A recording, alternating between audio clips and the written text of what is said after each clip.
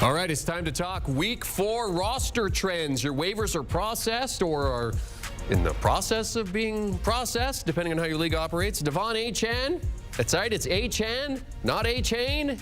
Achane, a guy you've heard rumblings about in the preseason. Well, you saw why last week. He's a big ad. Josh Palmer getting a bump this week with Mike Williams' ACL tear. And C.J. Stroud coming off that big win over the Jags, also seeing increased investment. Here are the most added players over on CBSSports.com. Don't forget about Tank Dell either, by the way. He's become one of C.J.'s top targets, at least last week he was. Cincy and Indy defense, also hot commodities on the old waiver wire. All right, let's talk about the waivers and roster trends with our fantasy experts, Dave Richard and Heath Cummings. Let's start with the running backs here, gentlemen. Now, I was not able to get in on the Devon Achane sweepstakes this week in my fantasy league, but obviously he's the guy that a lot of people are running towards now. Not one of my 14 leagues was he available in, so don't feel so bad. And if you got him, it's great because there's all kinds of potential with him. And people look at this matchup against Buffalo, and they're worried that this is going to be where he can't break out and have another big game.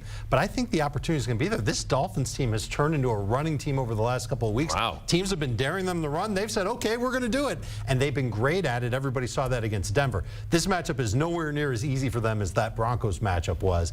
But we saw the Broncos, or the Bills rather, give up a lot of runs of both 5+ yards and 10+ yards to the Commanders last week. They missed a few tackles in that game.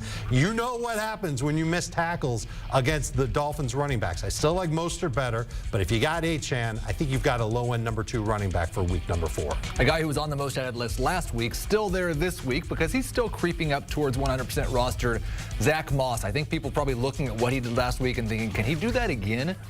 I believe he can. He actually leads the NFL with a 33% avoid rate so far this season. The Colts are favored this week against the Rams. Nobody thought that would be happening. I do think Moss is one of the most interesting players in terms of the split between what his long-term value could be and could not be. Because if Jonathan Taylor comes back and gets traded or gets dinged and then sits out some more, Moss could be a top 20 running back the rest of the season. If Jonathan Taylor comes back and fully commits himself to the Colts, Zach Moss might be back on the waiver wire in 3 weeks. So when you're looking at a guy like Moss, I mean, what are you looking at in terms of his usage? Because he's a guy that, I mean, I've seen him on my waiver wires. I've seen him in the drafts, and I'm like, He's a must-start running back if Jonathan Taylor's not there. Must start. Don't even think about it. Start him as a top 12 guy if Taylor's not there. He is also a little bit of, he's a wager guy in terms of trade. Do you want to bet somebody on your bench that maybe Zach Moss is a starter the rest of the year? That could be a big winning bet. Do you want to, on the other hand, do you want to sell high right now before Jonathan Taylor comes back? Dave, if I've got the opportunity to get Achane and I've got a fab budget with your free agent budget. If you're in a salary cap league, certainly you have a fab. How much of your fab should you be looking to dedicate to him? What did Jerome Ford go for last week? And add 1. That's what it's going to come down to. It's going to be a big number because there's going to be high demand for Achane. Yeah. And we saw it in a bunch of our listeners' leagues, our audience leagues, where they gave up a lot of their fab budget to get Achane. Hopefully he's worth it. I think you just have to kind of temper expectations a little bit. He's one of 2 running backs in this Dolphins offense. The Dolphins will always use 2 running backs. The matchups will never be as easy as they were for him in week 3. So I think he can be good. I just think the potential for him to be great really rests on how long Raheem Mostert stays healthy. And that's last week. I mean, that's an historic performance. I mean, we're not going to see that. No one's expecting every single week. But are people expecting 15 PPR points per game from the number 2 running back? I think that's a little bit tough to believe. All right, let's talk about some wideouts. Heath, we've had some injuries in San Fran, Green Bay, now in Los Angeles with the Chargers. So who is your top guy to add this week? Oh, the top guy was Tank Dell, and he may not be an injury replacement. He may just be a must-start wide receiver. His 2nd and 3rd career NFL games, he leads the team in targets, 17 targets over the last 2 weeks. And I love the fact that he's shown an ability to work in all areas of the field. We knew he could do the stuff close to the line of scrimmage. He's dominating targets between 5 and 15 yards deep. But then we saw him twice last week get loose deep as well, like way deep. Now, he has the big play ability. He has that high PPR ability because of what he can do close to the line of scrimmage. If he does this for 1 more week, he's a top 20 wide receiver. He might already be a top 20 wide receiver because the Texans are throwing the ball over 40 times a game right now. They can't run it. Their defense isn't good enough to slow anybody else down. So by virtue of C.J. Stroud having to put the ball in the air, and Stroud's looked pretty good, Tank Dell's going to get a lot of volume each week. Whether or not he'll be the top target getter or the second target getter in that Texans offense from week to week remains to be seen, because they still have Nico Collins. Yeah. And Nico's pretty good. But another team that likes to throw the ball a lot are the Chargers. And they just lost Mike Williams. So you've got to look at Josh Palmer, who was the most added wide receiver, because nobody rostered him going into week number 3. And now here he is, likely to be an every down player for the Chargers, at least in the short term, potentially for the rest of the season. We've seen it before from Palmer, where when he's had an opportunity without Mike Williams playing, and then there's one game from last year where Williams barely played, 6 times. He's given you at least 13 PPR points for the 6 games. That's about the nicest thing that I can say about Palmer. I don't think that he's necessarily a great route runner or a fast wide receiver or a big wide receiver. I don't think he's any of those things. Those things might go to Quentin Johnston.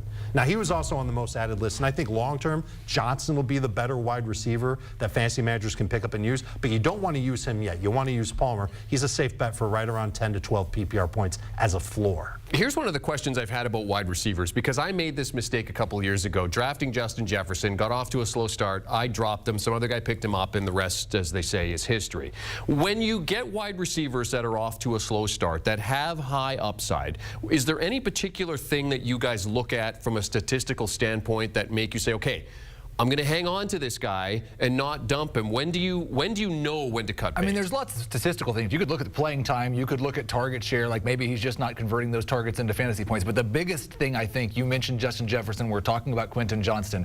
It's those first-round rookies. Those are the guys that have the sky-high upside that often take until week 8, week 6, week 9 to get going. I'm much more likely to give up on a 3rd or 4th-year wide receiver that's doing nothing the first month of the season. We should expect these rookies like JSN to take a little while to get going. And another former first-round pick is Jahan Dotson. Fantasy managers drafted him with huge expectations. They thought he'd be the #1 guy in Washington. It really hasn't come to play out that way. Last week was just a mess for everybody in the Commanders' passing game. But I think eventually he will break out. He does have great talent. We saw it last year. We saw it in the preseason this year. We just haven't seen it in the regular season. So Dotson's the exact type of receiver that fantasy managers are going to get impatient with after a few weeks. They'll cut him. Smart fantasy managers, if they see him on the waiver wire, they'll pick him up, and they might even try and trade for him before he gets cut, giving away next to nothing to get him, because he is talented. He will start to see some targets. Producer Alex is telling me to move on, but I did have a question. I'll follow up with you after about JSN, because I am worried about that situation.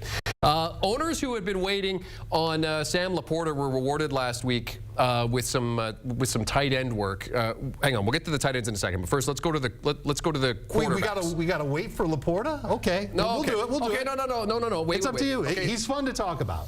Okay, let's That's go with Laporta. I took Laporta and was rewarded last week for having him and actually starting him. But in terms of the tight ends, obviously he's a guy that's got some attention this week. Who are some of the other tight ends that were? I mean, Laporta is the guy in terms of a rookie tight end who has emerged as a must-start tight end. He actually set the record. No rookie before him had ever had 5 catches in each of their first 3 games. I believe has the most catches for a rookie in his first 3 games. He's going to set a lot more rookie records moving forward. This is a good pass offense. He right now might be the 2nd best option for them as a pass catcher. You set it and forget it with Sam Laporta. You're starting him for at least the next 2 weeks. And I wonder if there's another rookie tight end that could follow in his footsteps, and it's Luke Musgrave in Green Bay. Now, I'm not ready to rush to start Luke Musgrave. But you guys have been talking about him for a few weeks now. In week 1, he should have had 2 touchdowns. He did not. In week 2, he didn't get targeted that much. I don't know what was going on there. In week number 3, he had 8 targets. Big part of what the Packers did on offense, and he should have had a bigger game than he actually had. He didn't even average 10 yards per catch. I think that he's got potential to be a middle-of-the-field weapon and an occasional deep ball guy for Jordan Love, even after Christian Watson comes back. And it sounds like Watson will play on Thursday. Yeah. That's great for the Packers. I think Watson's arrival will hurt Romeo Doubs and Jaden Reed more so than Luke Musgrave. So if he's still out there on your waiver wire, almost whether you need a tight end or not, I think adding Luke Musgrave makes a ton of sense, because he could potentially be the next Sam Laporta. And interesting with Reed, I mean, he struggled, but he had some great catches last week. Should have had a touchdown last week, too. Absolutely. There's a lot of near misses in Green Bay, which is saying something, because Jordan Love has been outstanding. At least 25 fantasy points each of his first 3 games. And for me, he's a must-start moving forward. I got him for $1 in the salary cap league right at the end, and everybody was laughing. Who's laughing now? All right, on to the quarterbacks. Since we're talking about them, depending on your league, quarterbacks can be slim pickings at this point, depending on how many you decide to roster or not. But in terms of who you're looking at this week, there's a guy in Houston that apparently... This is a guy in Houston who might be better for more than just this week. It could be a rest of season deal for C.J. Stroud. And again, look at the volume that he's been throwing in Houston, at least 40 pass attempts on average. And I think that he's going to only get better and better as his offensive line gets stronger and stronger.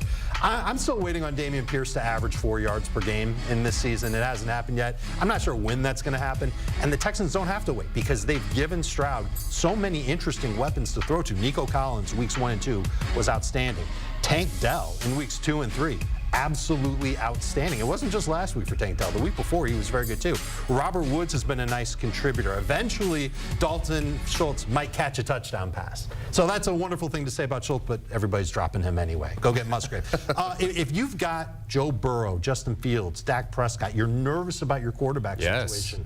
Go bench C.J. Stroud. Get him off the waiver wire. Put him on your bench. He's given you at least 20 fantasy points each of the last 2 weeks. I think there's a shot that he can keep this up. I think he's got some staying power. A guy that people were worried about coming into the year that I'm more excited about than I thought I was going to be is Russell Wilson. He actually looks a lot like Russell Wilson. You look statistically, completion percentage, almost exactly his career norm. Interception percentage, touchdown rate, yards per attempt. It's all right there. He's thrown for over 300 yards each of the last 2 games. He has a 50-yard rushing game already this season. He's the number 6 quarterback in fantasy football so far this season and a top 8 quarterback for me this week against the terrible Chicago Bears defense. That terrible Broncos defense is going to mean 35-plus pass attempts for Russell Wilson. I think he's a fantasy starter again. Really? After what we saw last week? He wasn't that... He wasn't the problem with the Broncos has not in any way, shape, fashion, or form been Russell Wilson. He was not responsible for tackling Raheem Mostert or Devon A. How much does the return of... Yeah, very true. Although he could have rushed on the field a couple times. Maybe helped out. How much does the return of Jerry Jeudy help with that? He's got a good set of weapons. He's got a good offensive-minded head coach, and he's got a terrible defense. There's not much more you could ask for. Yeah, this is the type of thing that you're looking for from a fantasy quarterback. I don't know if he's going to lead them to many wins this year, but he's going to lead fantasy managers to plenty of points. Marvin Mims has been a big addition for that passing game as well because he's got that deep ball element to him. Yeah. So there's some game-breaking ability, kind of like what we saw with the Dolphins. I'm not saying that he's as good as Tua Tagovailoa as far as fantasy goes, but this is another quarterback that fantasy managers can either pick up off the waiver wire and stash, or like Heath said, I love him this week too, potentially start him against that terrible Bears defense. They can't get pressure on anybody. So Russ is going to have all day to throw. He should have 25-plus points. Teams that can't run the ball and teams that have bad defenses. Those are the receivers and quarterbacks that you want to have on your team. Dave, Richard, Heath Cummings from Fantasy Football Today hopping on to talk about roster trends here on HQ. And for a deeper look at the waiver wire targets and some dynasty chat, be sure you're checking out Fantasy Football Today. That's what they're talking about on the latest episode. You can download and follow wherever you get your podcasts or scan that QR code to listen to the latest episode right now.